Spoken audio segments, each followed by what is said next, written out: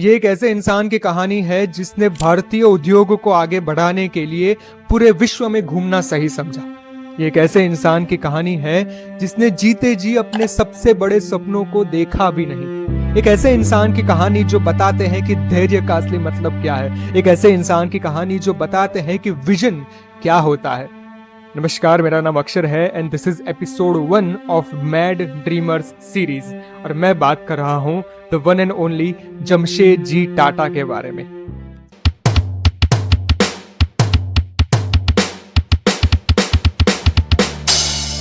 सबसे पहले मैं इन चीज़ों को बता देता हूं कि जमशेद जी टाटा के बारे में जो इनिशियल इन्फॉर्मेशंस है कि जन्म कहाँ हुआ, वो बड़े कैसे हुए, वो सारी बातें मैं यहाँ पर कवर करने नहीं वाला। मैं सिर्फ यहाँ पर 2-4 बातें ऐसी बताने वाला हूँ जो शायद आप जमशेद जी टाटा के बारे में नहीं जानते होंगे, और ये 4-5 बातें ऐसी हैं जिसकी वजह से मैड ड्रीमर्स सीरीज की शुरुआत इनसे होती है। Number 1, beyond the last blue mountain नाम की एक किताब में जमशेद जी टाटा के बारे में बहुत ही इंटरेस्टिंग बातें की गई है। उसमें से एक बात कुछ इस प्रकार की है कि जमशेद जी टाटा भारतीय उद्योग को आगे बढ़ाने के लिए विश्व भर में घूमते, अलग अलग जगहों पर जाते, वहां पर किस टाइप की टेक्नोलॉजी है उससे समझते और उन्हीं चीज़ों को अपनी एक नोटबुक में हमेशा लिखते रहते। वो हमेशा अपने साथ एक नोटबुक कैरी करते और हर एक छोटी डिटेल उसमें लिखते और भारत में आकर उन्हीं चीज़ों को भारतीय रूप से बनाने की कोशिश करते थे। नंबर 2, वो बहुत ही मीनिंगफुल और थॉटफुल लेटर्स लिखते थे, और उसी में से एक बात निकल कर आती है कि 1893 के दौरान वो जब जापान से अमेरिका जा रहे थे, उसी समय उनकी मुलाकात हुई थी स्वामी विवेकानंद जी से, और उन दोनों ने उस पूरे सफर में भारतीय उद्योग के बारे में, भारतीय परंपरा और भारत के भविष्य के बारे में बहुत सारी बातें डिटेल में की थी। और फिर समय आया 1898।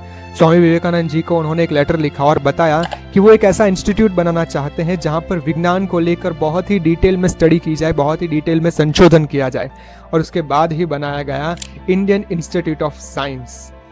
नंबर 3, वो भारत में एक स्टील फैक्ट्री बनाना चाहते थे, लेकिन सबसे पहला सवाल ही यही था कि भाई स्टील का स्रोत कहाँ से ढूंढे। इसीलिए उन्होंने एक टीम बनाई और भारत के अलग अलग क्षेत्रों में उस टीम को भेजा।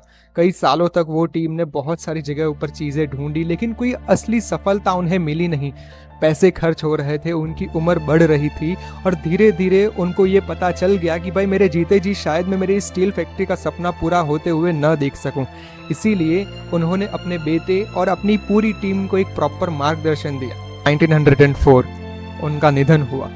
वो जीते जी अपने सपनों को कभी पूरा होता हुआ नहीं देख पाए, लेकिन 1907 में जाकर फाइनली उनका सपना, एक स्टील फैक्ट्री बनाने का सपना पूरा हुआ। और इसी बात से शुरू होता है पॉइंट नंबर 4।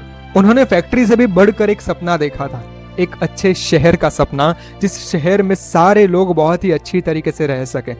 उनके निधन के 2 साल पहले उन्होंने अपने बेटे को एक लेटर लिखा जहां पर उन्होंने बताया था कि भाई सड़कें बहुत ही अच्छी होनी चाहिए, सड़कों के दोनों तरफ बहुत ही छांव देने वाले पेड़ होने चाहिए, लोगों के लिए अच्छे गार्डन और खेल के लिए बहुत ही अच्छे मैदान भी होने चाहिए। ये सारी बात उन्होंने लेटर में लिखकर अपने बेटे को दी थी।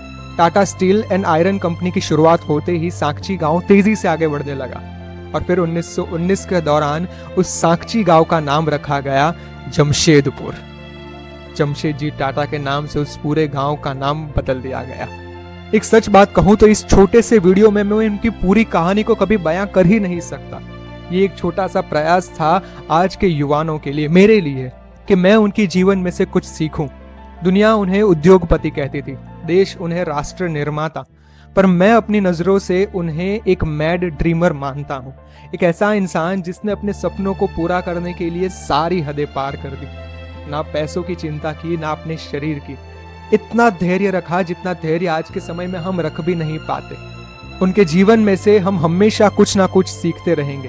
पर आप मुझे कमेंट्स में बताइए कि आपने उनकी जिंदगी में से कौन सी बातें सीखी हैं जो आप अप्लाई करेंगे। एक आखिरी बात आप सभी से कहना चाहता हूँ, सपने देखिए, मेहनत करिए, परिश्रम करिए, उस परिश्रम से कभी घबराए नहीं। निष्फलता मिले तो बस आगे डटकर खड़े रहे, भगवान के ऊपर भरोसा रखें, वो आपका काम जरूर करके देंगे। मैं आपको मिलूंगा कल एक दूसरे एपिसोड के साथ। तब तक के लिए बाय, गॉड ब्लेस यू।